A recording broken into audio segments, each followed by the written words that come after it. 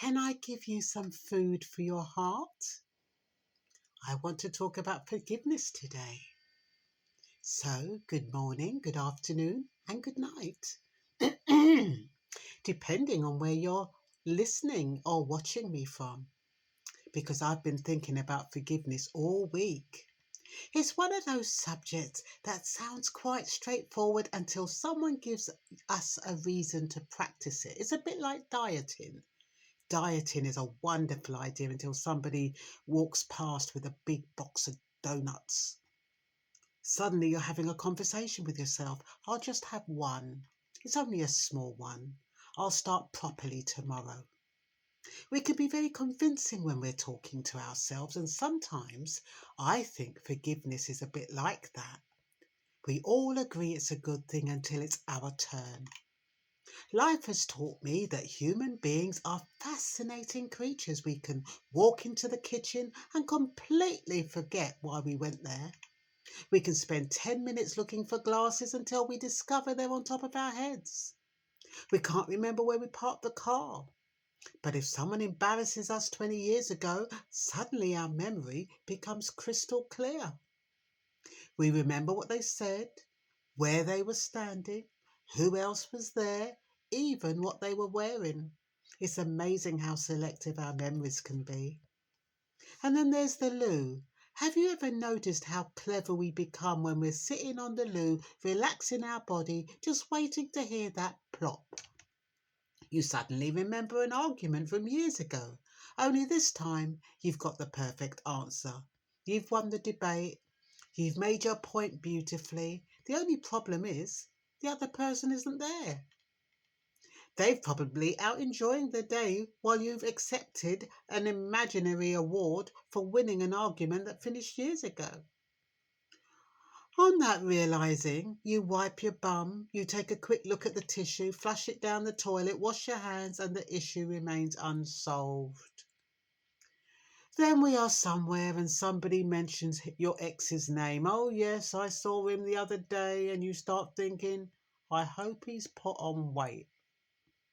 And before you've even realised what's happening, your face answers before your mouth does. Or somebody asks, how are they? And you reply, well, they still owe me a few quid. Nobody asked you about money, but somehow it found its way in the conversation. That can be a little clue that you haven't quite completely let it go. I've realised that we all like understanding when it's us. If I'm running late, it's because the traffic was terrible. If I forgot something, I've had a lot on my mind. If I snap at someone, I'm tired. But if somebody else does exactly the same thing, well, now we're not wondering what sort of person they are. Isn't that interesting? We're often kinder judges of ourselves than we are of other people, although sometimes some of us are quite self-critical. Working with families over the years has taught me something. Most people don't wake up in the morning hoping to hurt someone. People make mistakes. People react before they think. People carry burdens we know nothing about. Sometimes people who have been hurt deeply end up hurting other people. Now, that doesn't make them a bad person. It doesn't make bad behavior acceptable. Wrong is still wrong, but it reminds me that all of us are capable of getting things wrong, including me. And that thought keeps me humble. So, what happens? We can't change what we can't change. When I was younger, I thought forgiveness meant pretending nothing had happened. Now I see it differently. I can't change that. But I don't want yesterday deciding how I live today, because what's happened has happened. And I don't want one painful experience becoming the lens through which I see everybody else, because that's what hurt can do if we're not careful. It quietly follows us into new relationships. My last fella, you know what he did? He blamed me for all of the women who left him. All of a sudden, I was the culprit. I was the bad guy. Because in the back of his mind, I was planning to leave him because everybody else did. Nothing was further from my mind, but that's what he thought. So, sometimes the person who hurt us has long since moved on, and sometimes they haven't. Meanwhile, we're still carrying the weight. It's a bit like carrying a heavy shopping bag after you've already arrived home. Nobody's asking you, but you keep holding it. You simply forgot to put it down. I've done that before, not with shopping bags, but with thoughts, with disappointments, with conversations. I'd play over and over again, each time improving my side of the argument. I don't think I was hurting anybody else. I was only disturbing my own peace. But life's too short for that. I'd much rather spend my energy laughing with people than replaying old conversations with people who are not even in the room. Forgiveness doesn't always happen overnight. Some hurts run deep, some take time, some need prayer, some need tears. But I've discovered that every small step towards forgiveness feels lighter than carrying resentment for another year. Not because the other person has earned it, but because peace is worth protecting. So perhaps today there's a gentle question for all of us. Is there something I've been carrying for so long that it started to feel normal? A disappointment, maybe, a betrayal, a harsh word, a grudge that has become so familiar I hardly notice it's there anymore. Maybe today is the day to put it down, not because we're saying it didn't matter, it did, but because we matter too. God never intended us to spend our lives chained to yesterday. He invites us to walk into today with lighter hearts.